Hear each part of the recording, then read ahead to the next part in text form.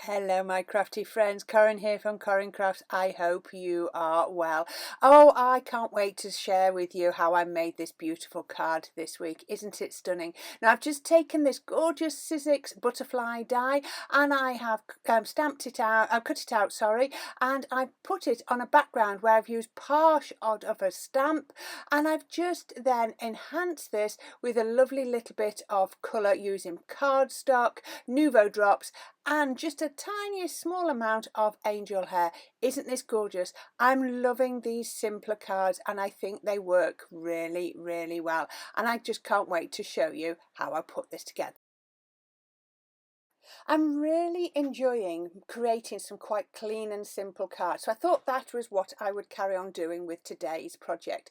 So I've just taken some really simple cream card. Now this is the cream ivory card from Lime Tree Crafts. Now I love Lime Tree Crafts cardstock, as you all know. This is 300 GSM. Now if you pop across to any of the shows, you will find John at the shows and he will sort you out with the most amazing cardstock.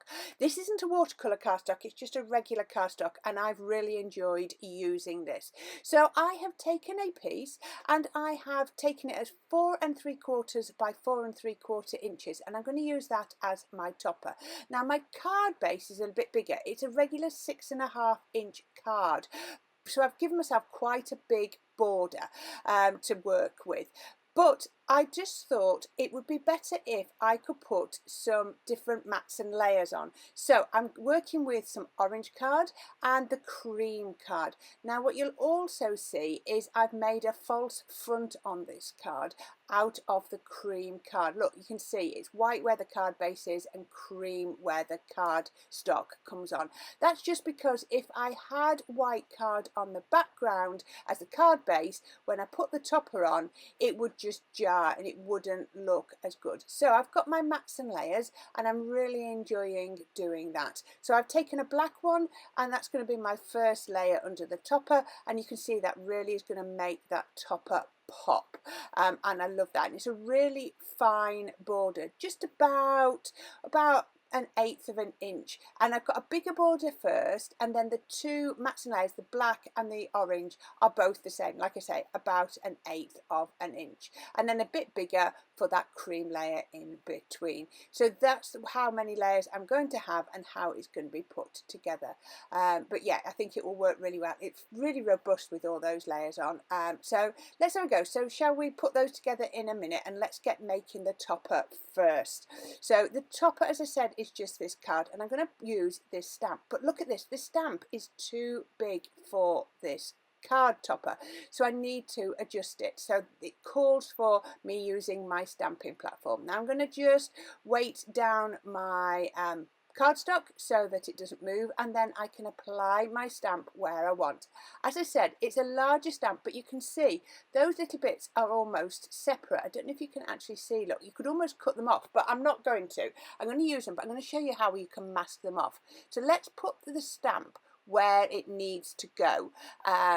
Don't worry about it hanging off over the edge of your cardstock because we're not going to be using it. So just twizzle it round until you find the perfect place, and then you're going to just pop it down. Now I think I'm going to have to adjust this a little bit because you look at that, it's sticking out the stamping platform. So put it where it can go, and then I can just weight down my topper using the magnets, and I'll be able to then pick up the stamp using the platform as you normally do. Look at that, you can see my light reflecting, but never mind. So what I need to do now is mask off the bits of the stamp that I don't want, and I've just got some old masking tape here, and I'm just going to cover up the bits that I don't want to use. You can use any old bits of masking tape to do that, but make sure they are all covered. Now what you have to remember is to take this masking tape off when you have finished, because that's where it's going to sort of trap and hold the ink. So I'm just going to be using my regular ink pad. So this is just my Memento ink pad, so I'm just going to go all over. But I'm going to say now, I don't necessarily want a perfect stamp. I want the stamp to, you know, to be patchy, to not necessarily cover all over. So I've just added some ink. Now what I really need to do, oops, don't stamp yet, Corrine, I nearly forgot then. I need to take the masking tape off because that's got the excess ink on. So just peel those bits off and look at that. The stamp that is revealed underneath is perfectly clean. There is no ink on it. Now I can stamp, and when I stamp like that, look at that, you can see it's just, I've got enough to fill up the topper. Just give it a good press. Like I say, if it doesn't stamp perfectly, it really doesn't matter, because that's going to help improve. I like that. Oh, I just wanted to get that little bit there, and there you go. Look at that. It's a good background stamp. Now you could be creating this with your ink pads, you know, splatting, using tools, but I think it's nice to have a stamp and be able to control it. So once we've got that, we can then add that to our card. So first of all, I'm going to pop it onto my black layer. Let's get my pin flare glue out first, and that will go all over the back on there.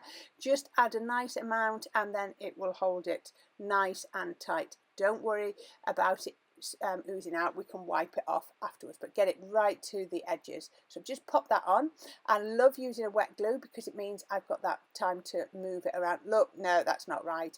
It was straight, but it wasn't even. So wet glue gives me time to move it should I need to. I can put it back on and then do that, and then I just give it a good burnish. Perfect. If necessary, grab a cloth and do that, and then I can pop it onto my card. Now I've already put the foam tape on, as you can see, so let's just pop that onto the card blank. Now I normally put my foam tape vertically, but I've twisted it round by accident here, so it's going to go horizontally. It really doesn't matter. You can use it whichever way you want. It's just important to have plenty of foam tape on. I always come in with a little bit of PVA because that gives me my wiggle room, just the same as I needed for the top layer. So let's pop that on. And I like this stamp because I like having that detail going down into the right hand corner. I love that it's not symmetrical, and you know, it just creates that perfect background. Give it a little bit of an adjust if you need to, but then keep your cloth close at hand. Oh, just give it a smudge over, just straighten it up a little bit. But your cloth will be close at hand because then you can wipe off any excess glue, and that's perfect then. So yeah, absolutely gorgeous, and that's my background. And then I've got a little scrap of watercolour card. This is just a scrap. No dimensions needed for this, and I'm going to get this and I'm going to grab some inks. So you've seen I'm using orange, I'm using honey pot, and I thought I'd use a little bit of Chinese red.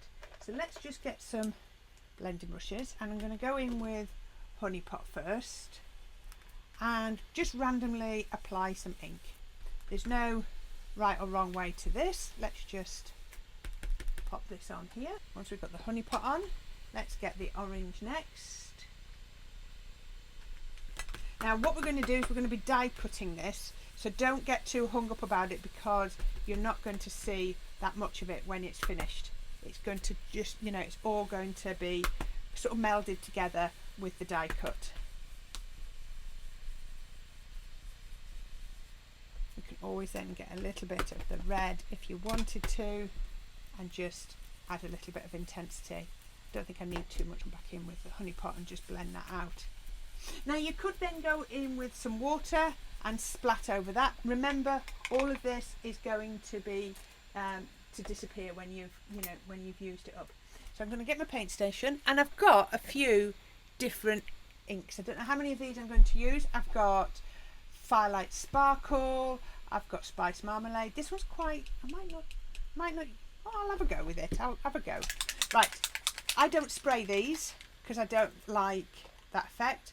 I always take them like this and then just give a little bit of a splat. So that was quite a pale one. Let's go in with Spice Marmalade. Doing exactly the same. Doesn't that look fantastic on top? Just enhances that colour. Now remember, we're not going to see that much of this because most of this is going to be die cut out. Once you've done that, I'm going to get this Firelight Sparkle. Just add onto there.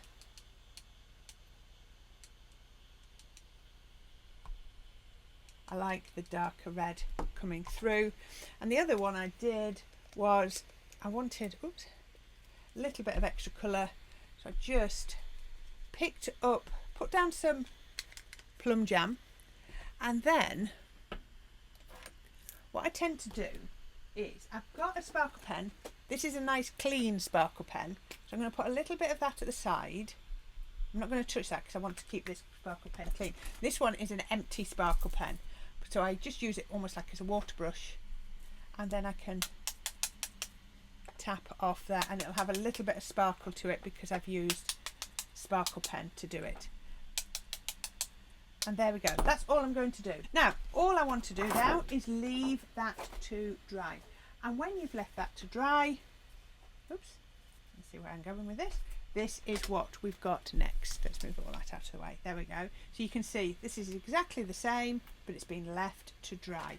So there we go. And now I need to die cut it. So I thought what I'd do is I'd get my Sizzix butterflies out, and I love these Sizzix butterflies. Now if I wanted to use this one, I could use the matte and layer, but I didn't. I wanted to use this one that's a little bit bigger. So all I'm going to do is pop that onto here. It can go anywhere on here. There is no right, no wrong. You can just do it however you want. And I'm going to run that through my die cutting machine. So I think I can do that through my mini, as long as I've cut the card small enough. Yes, I have. Grab the mini and whiz that through. Now you could still get some more small little bits out of there if you wanted to. Move those out of the way. And then we can pop this out. There we go. Wasn't totally sure how this would come out, because I didn't actually die cut it first to try. There we go. Doesn't that look so pretty? Much prettier than you know, just using it as whole. Now if I put this onto here, it looks nice, but I think it needs a little bit more. So all I've done is, so got my die, and you can see I've just cut slightly bigger, and to do that I've turned it upside down. Always make sure you turn it upside down because you're working on the back. And I've just drawn in white pen, and I only use white pen so that I can see it, and I've drawn around the outline, and then I've just fussy cut roughly around the outside, and that will then go on to there. Now I could have done this a couple of times and had layers and done it like that. I did contemplate doing that, but I thought no, I'll just do it this way, and that then, let's give them a little bit of a shape. I'm not very good at doing things flat. I do struggle with flat. So let's just do that. There we go. And then we can grab our bookbinding glue again. And we can put some bookbinding glue just down the centre. And then we can pop that on there. Don't worry about the glue seeping, it dries clear. You can always mop it off if you want to. Just get your cloth and tap it off if you want to. It'll dry clear, it's not a problem. It'll dry clear nice and quickly. Now again, if we put that on there, whilst it looks alright, I think it could look better. So what I've found in my stash is I thought I'd go a little bit, I'd add another colour in, because we've got the oranges and the yellows. I found a little bit of, I call it sisal, I think everybody else knows it better as angel hair. So I've just got a little bit in lime green, and I think that just that little bit on there just adds a little bit more, but we could do one step better. Do you remember in previous projects I've used this? Now this is just a die that I designed years back from one of my signature collections, and I love this. So I've just cut it out. Now the reason I've done this in advance is because I've put some Nuvo drops on. So I've just cut it out and added Nuvo drops to the edge. That was done less than an hour ago, but by doing that those have dried. And then I can also add those in. So those are just working with the green of the sisal. So I just think that adds a little bit more interest. Bit random, there you go. And then this is from my Tim Holtz sentiments. Birthday wishes, put it onto some cream, and we're just going to pop it down like that. Oops, camera's just adjusting, sorry about that.